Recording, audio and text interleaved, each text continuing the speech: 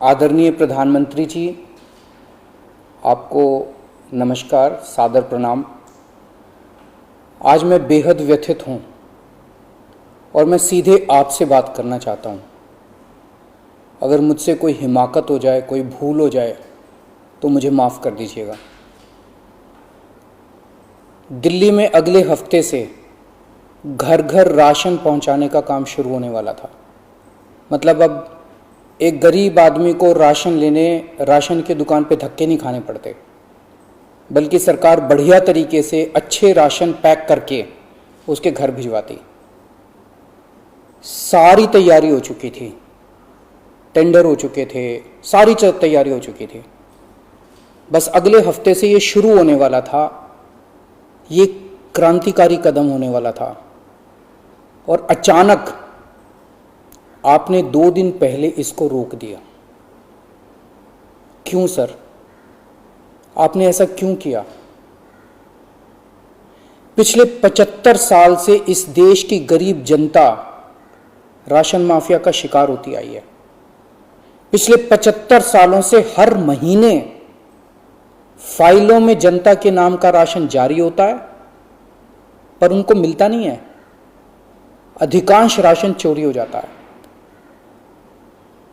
ये ration mafia बहुत ताकतवर है सर, बहुत ताकतवर। आज से 17 साल पहले मैंने इस माफिया के खिलाफ आवाज उठाई थी, इस माफिया को ललकारने की हिम्मत की थी। तब मैं दिल्ली की झुग्गियों में, एनजीओ में काम किया करता था। उन झुग्गियों में गरीबों को उनका राशन नहीं मिलता था, उनका राशन चोरी हो जाता था। तब हमने हिम्मत की गरीब लोगों को उनका राशन दिलवाने की।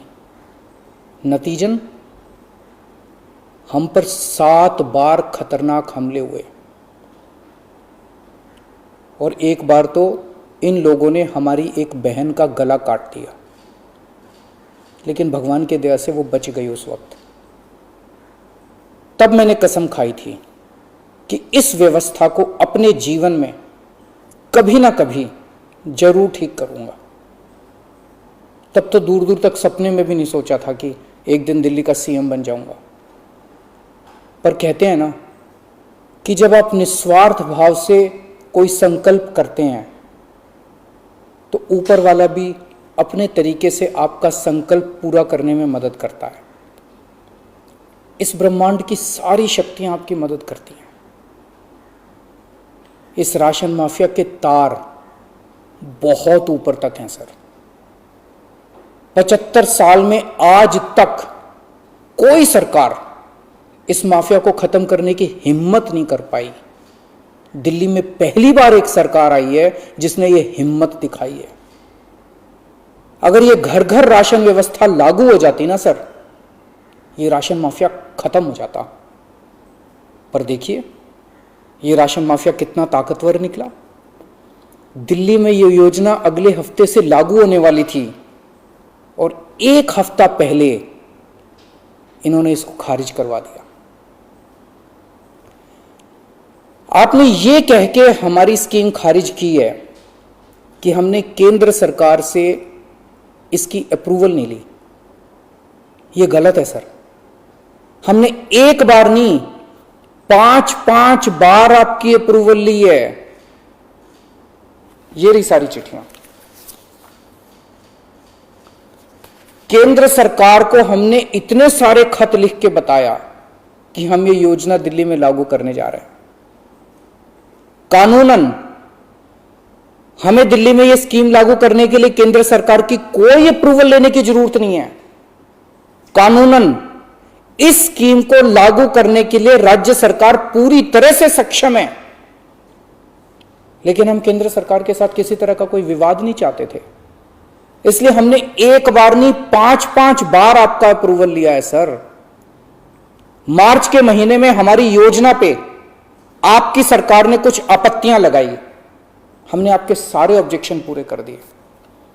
जैसे हमने इस योजना का नाम मुख्यमंत्री घर घर राशन योजना रखा था। आपने ऑब्जेक्शन लगाया कि हम इस योजना का नाम मुख्यमंत्री के नाम से नहीं रख सकते। हमारा मकसद अपना नाम चमकाने का नहीं था, हमारा एक ही मकसद था किसी भी तरह से ये स्कीम लागू हो और गरीबों को उनका राशन मिलने लगे। हमने आपकी बात मान ली, हमने स्कीम से नाम ही हटा दिया, और भी आपने जितने ऑब्जेक्शंस किए हमने सारे मान लिए। इस सब के बावजूद भी आप कहते हो हमने आपकी अप्रूवल नहीं ली। और कैसे अप्रूवल लेते हैं सर? अब और कैसे अप्रूवल लें? इस सब के बाद भी आपने ये स्कीम खारिज कर दी, क्यों सर? लोग पूछ रहे हैं, अगर इस देश में पिज्जा की होम डिलीवरी हो सकती है, बर्गर की होम डिलीवरी हो सकती है, स्मार्टफोन और कपड़ों की भी होम डिलीवरी हो सकती है, तो फिर गरीबों के घरों में राशन की होम डिलीवरी क्यों नहीं होनी चाहिए?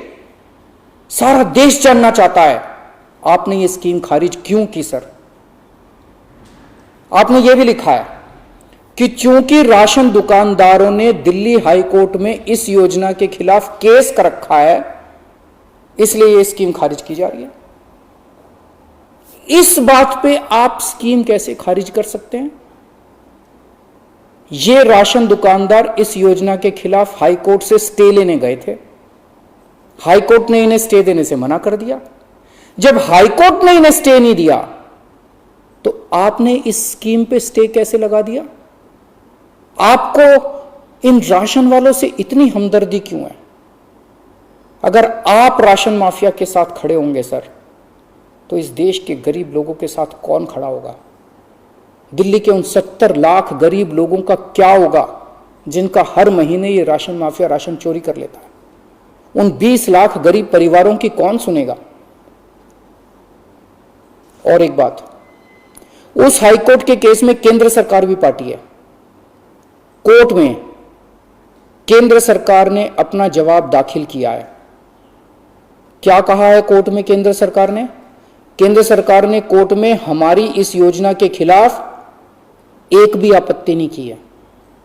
जब कोर्ट में आपको हमारी योजना के खिलाफ कोई आपत्ति नहीं है, तो फिर कोर्ट के बाहर अब इस योजना को खारिज क्यों किया जा रहा है?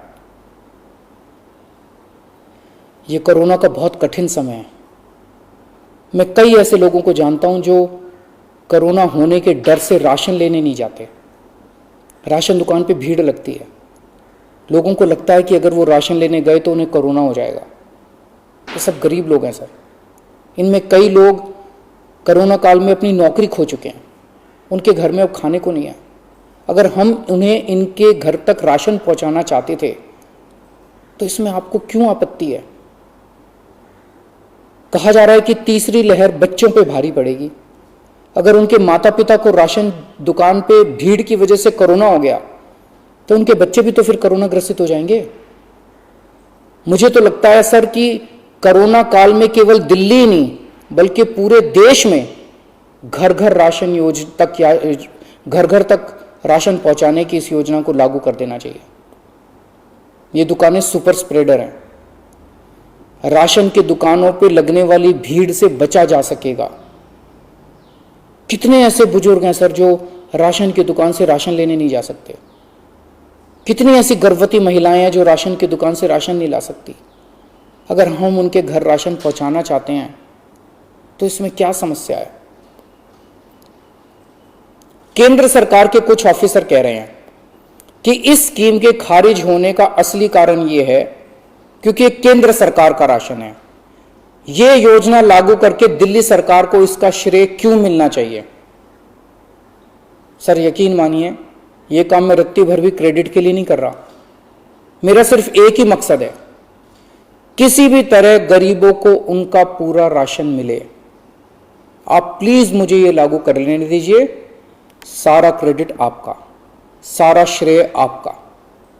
मैं खुद सारी दुनिया से कहूंगा खड़ा होकर कि ये योजना मोदी जी ने लागू की है। और फिर ये राशन ना आपका है ना मेरा है। ये राशन ना आम आदमी पार्टी का है ना भाजपा का है।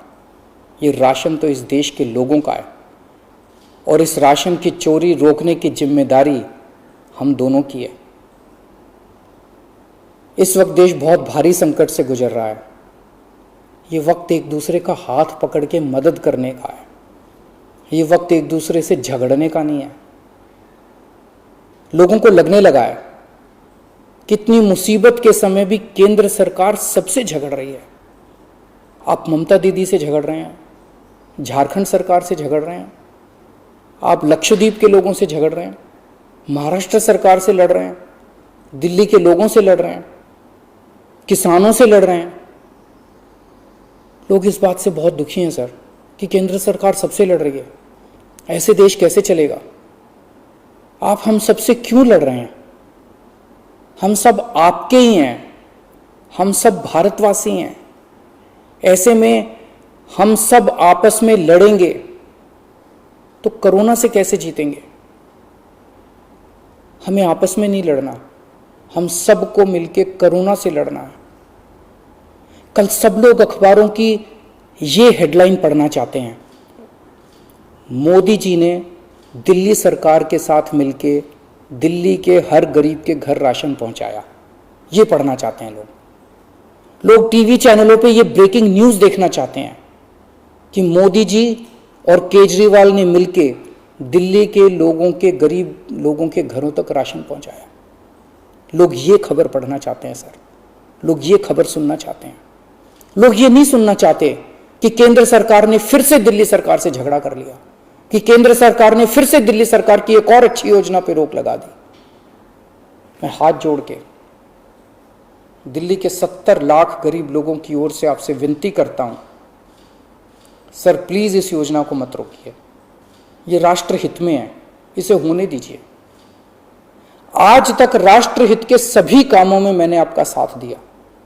मैंने हमेशा कहा है कि राष्ट्रहित के किसी भी काम में राजनीति नहीं होनी चाहिए। अगर कोई विपक्षी पार्टी की सरकार भी राष्ट्रहित में कोई काम करती है, हम उसका साथ देते हैं। राष्ट्रहित के इस काम में आप भी हमारा साथ दीजिए सर। अभी तक की सरकारों ने देश के गरीब लोगों को 75 साल तक राशन की लाइन में खड़ा रखा। इन्हें और अगले 75 साल राशन की लाइनों में खड़ा मत कीजिए सर, नहीं तो ये लोग मुझे और आपको कभी माफ नहीं करेंगे। जय हिंद।